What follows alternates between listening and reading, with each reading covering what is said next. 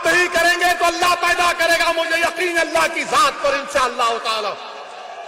अल्लाह इस कौम को कभी महरूम नहीं रखेगा। अल्लाह मुझसे ज्यादा काबिल लोगों को पैदा करेगा। हमको अल्लाह की जरूरत है, अल्लाह को हमारी जरूरत नहीं है। हमको अल्लाह की जरूरत है, हम अल्लाह से भीख मांगते हैं।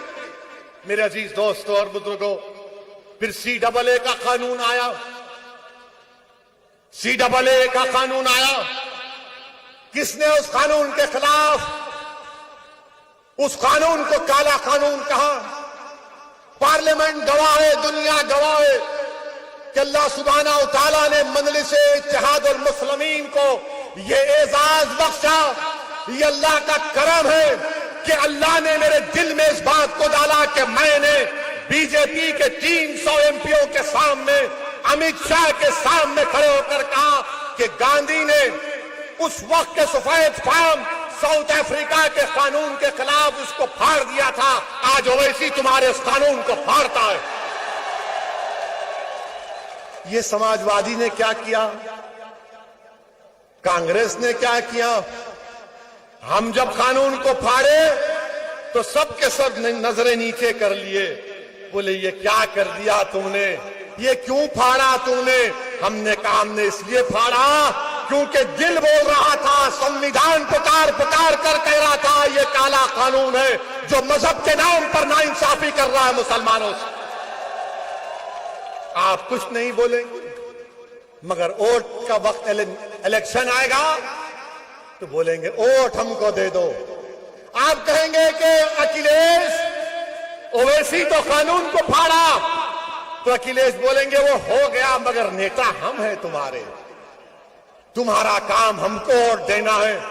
आप पूछेंगे अखिलेश, समाजवादी, कांग्रेस, BSP, जब ट्रिपल तलाक का कानून आया तो बोलेंगे हाँ वो मुसलमान है, वही तो बोल सकता, हम काहे बोलेंगे। मगर जब हमारा वोट आएगा तो हमको लेंगे ना वोट हमसे, उस वक्त कुछ नहीं कहेंगे। और फिर ये समाजवादी पार्टी, मैं पूछना चाह रहा हूं अखिलेश यादव से, जब CAA का कानून पार्लियामेंट में आया तो क्या शिवसेना ने नरेंद्र मोदी हुकूमत का साथ नहीं दिया CAA कानून में? और यही समाजवादी पार्टी महाराष्ट्र में अखिलेश यादव, उद्धव ठाकरे की हुकूमत का साथ दे रहे हैं। बताओ समाजवादी पार्टी में बैठने वालों, क्या मैं सच कह रहा हूं या झूठ कह रहा हूं? क्या महाराष्ट्र में शिवसेना, उद्धव ठाकरे की हुकूमत को तुम्हारी पार्टी ने साथ नहीं दिया? CAA के कानून में जो भारत के मुसलमानों को स्टेटलेस बनाना चाहते थे, आपने उनकी तायीद की। मेरे अजीज दोस्तों और बुजुर्गों, ये अमित शाह का लाया हुआ काला कानून, ये मोदी की हुकूमत का लाया हुआ काला कानून, मैं सलाम करता हूं भारत के मुसलमानों को। मैं सलाम करता हूं उत्तर प्रदेश, सहारनपुर और तमाम भारत के इलाकों के मुसलमानों को, और खास तौर से हमारी बहादुर माओं को और बहनों को जिन्होंने CAA कानून के खिलाफ एहतजाज किया, रोड पर निकल कर आ गए, शाहीन बाग बनाया। मैं सलाम करता हूं आपको। और योगी, अमित शाह और मोदी को कह रहा हूं, दोबारा NPR NRC की बात होगी तो फिर हम निकल कर आएंगे इंशाअल्लाह ताला। मगर ये लोग क्या कर रहे हैं देखिए आप। अमित शाह उत्तराखंड में कल तकरीर किए, देश का होम मिनिस्टर है, वजीर दाखिला है, उत्तराखंड में जाकर अमित शाह अनाप शनाप रखते और कहते हैं ये मुसलमान रोड पर जुम्मे की नमाज पढ़ते हैं, रोड पर पढ़ते हैं और ट्रैफिक को रोक देते हैं। अमित शाह साहब, अगर हम जबान खोलेंगे ना तो बहुत सी बातें बता सकते हैं आपको रोड पर क्या क्या होता है, रोड पर क्या क्या होता है हम बता सकते हैं। मगर आपको तकलीफ क्यों? अगर नमाज 10 मिनट के लिए पढ़ी जा रही है तो आपके पेट में दर्द क्यों हो रहा है? और अगर भारत में जुमे के दिन अगर किसी मुसलमान को नुकसान होगा अमित शाह, तो आप जिम्मेदार होंगे, क्योंकि आपने तकरीर करके अपने उन गुलामों को हुक्म दिया है कि जुमे की नमाज में मुसलमान ऐसा करता है। आपकी जिम्मेदारी होगी, अगर जुमे के दिन किसी मुसलमान का बाल को जांच आएगी तो इस तरह का बयान एक होम मिनिस्टर देता है। एक हकीर उत्तराखंड के इलेक्शन को जीतने के लिए इतनी नफरत क्यों रखते हैं मुसलमानों से बीजेपी वालों? आप तो संविधान पर ओथ लिए ना, आप तो संविधान पर हल्फ लिए जिसको बाबा साहेब अंबेडकर ने बनाया, और उस संविधान में सबको बराबरी का मौका दिया गया। Right to equality fundamental right है, मगर अमित शाह नफरत की बात कर रहे हैं। मेरे अजीज दोस्तों और बुजुर्गों, यही अमित शाह और योगी मोदी की हुकूमत ने यूएपीए का कानून लाए। क्या इस कानून में समाजवादी ने वोट नहीं दिया? क्या कांग्रेस ने साथ नहीं दिया? मैं खड़ा हुआ, इम्तियाज जलील खड़े हुए, हमने इस कानून के खिलाफ वोट दिया। कांग्रेसियों से कहा कि शर्म करो, तुम डूब मरो। मैंने पार्लियामेंट में कहा, कांग्रेसियों की तरफ हाथ बताकर कहा कि मेरी अल्लाह से दुआ है कि तुम्हारे बड़े बड़े कायदीन जेल को जाएं और 5-5 साल जेल में सड़े, तब तुमको मालूम होगा मुसलमान की तकलीफ क्या होती है। यूएपीए का कानून कांग्रेस ने तायीद कर दी। समाजवादी पार्टी क्या मौकफ है आपका, बताओ मेरे अजीज दोस्तों और बुजुर्गों। और फिर मोदी हुकूमत अब एनपीआर एनआरसी की तैयारी कर रही है। ये जो कानून है पैदाइश का और मौत का, उसमें तब्दीली ला रही है।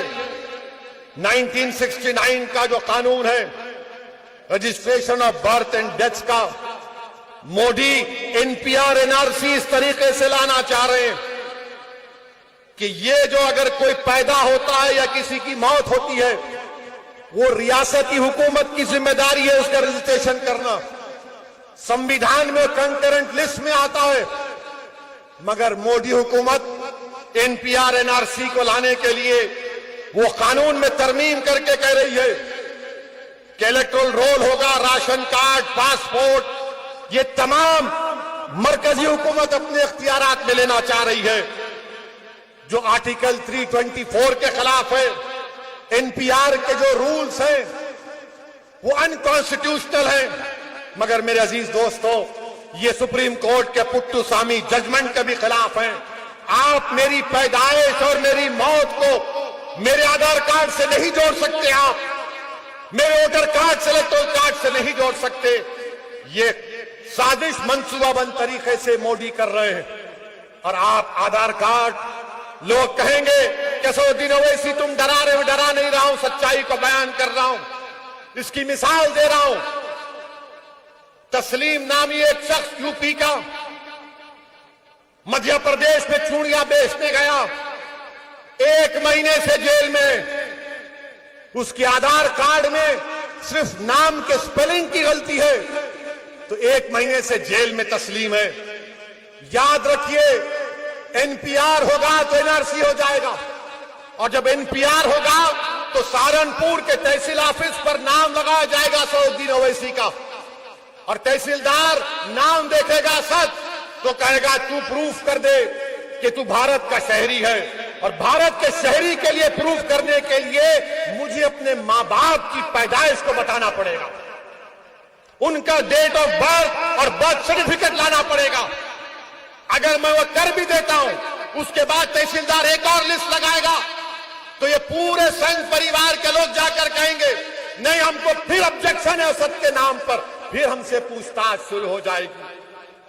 याद रखिए, मैं आपको मुतनब्बे कर रहा हूं, इसको रोकना है, और कोई पार्टी इसकी बात नहीं कर रही है, ना कांग्रेस, ना समाजवादी, ना बीएसपी, ना आरएलडी, क्योंकि हम जानते हैं ना कि अगर किसी के घर के सामने आकर कोई नारा लगाता था कि मुसलमान खबरस्तान या पाकिस्तान, तो मेरा घर था, तुम्हारा घर नहीं था।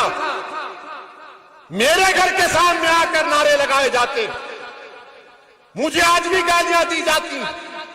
क्रिकेट मैच हारते तो एक मुसलमान को पर इल्जाम लगा दिया जाता।